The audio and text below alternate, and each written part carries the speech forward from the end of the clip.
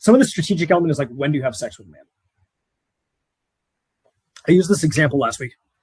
When I've worked with clients of all varieties at this point, like Buddhist, Hindu, Muslim, Christian, spiritual, like totally different, like cultural backgrounds, ethnicities. I ask all of them the same thing. Like, if you were to ask your grandma when to have sex with a man, grandma, when is the appropriate time to sleep with a man? What would grandma say? And basically 99% of my clients all tell me, like, grandma, or certainly great grandma, would say marriage, or certainly like a committed relationship. Like, make sure he's sworn an oath of fealty to you. He's the knight who has taken his sword and stuck that shit in the ground and got on a knee and was like, my lady, I'm swearing an oath to you. I'm pledging my sword to you. That's basically what a man's doing when he's asking to be in a committed relationship with you. Is he's like the knight who's committing to the safeguarding of the princess, the queen. That's what he's doing. And when he doesn't want to do that, you're not safe to travel with this knight, because this knight has not sworn an oath to you.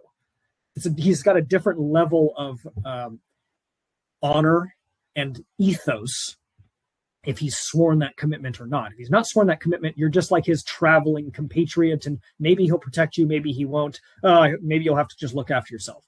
But if he's sworn that oath of commitment to you, it's like, I dishonor myself if something bad happens to you. I must do my due diligence and my best ability to protect you. Different level. And so grandma would have been totally right when she said, like, wait until you're in a committed, he's sworn an oath of commitment, of exclusivity, of fealty to you, to be physically or sexually, or maybe not physically, but sexually intimate with him in that way, to sleep with a man. Wait until you're in a committed relationship with him.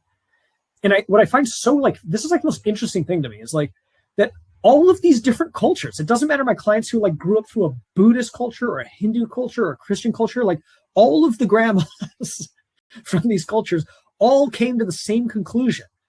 All these different cultures and places around the world came to the same conclusion, that this is what is most optimal for the coupling of men and women together into intimate relationships. It's like manage the sexual energy in a way that you're not sleeping with someone quickly, so that it can continue to build, and the fire can build and build and build and build and build. And all this whole time you guys are getting to know each other, getting to know each other, getting to know each other. And then you have a chance to actually fall in love with each other as people. Then the animals get to come out and have fun. But you're using the animal libido charge of like, I really want this. Like, it's continuing to move things forward, which gives you enough time with each other, which gives enough interaction with each other, which has enough underlying charge with each other to get you guys over the hump to like actually falling in love with the human being. And that's how you're transcending and bridging these two worlds of like the higher spiritual selves of the love of who you could be, and the lower material selves of the lust of like the animals who just want to bang each other. And like, we're bringing the two worlds together. And like, you use the animal lust to keep propelling forward until you fall in love with one another.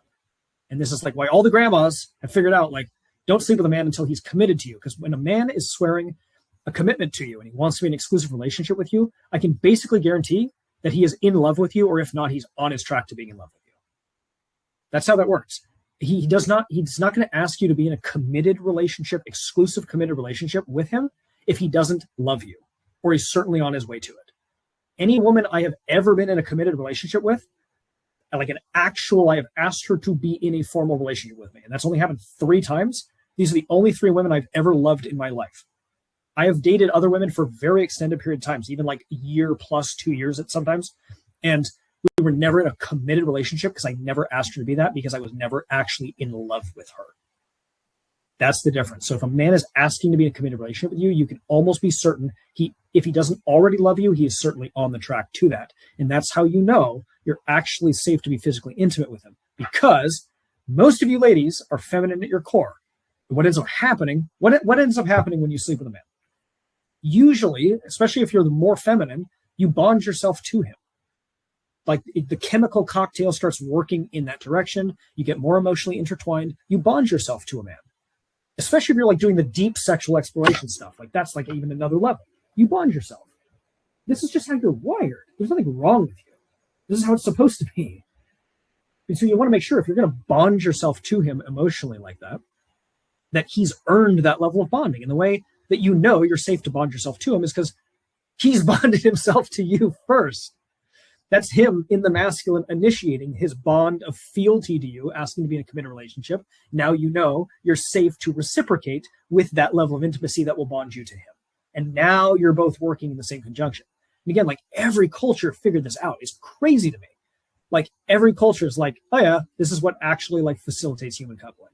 And we think we're like so enlightened in our modern age that we've gotten away from this. And then we're like, why is the divorce rate like 60%? Why is no one committing to anyone anymore? Why is everyone just like, why do dating apps suck and dating is so like shitty now? It's like, yeah, because we're like, we've gotten so far away from this. It's like, it's an absolute tragedy. Anyways, I could rant about that for a long time.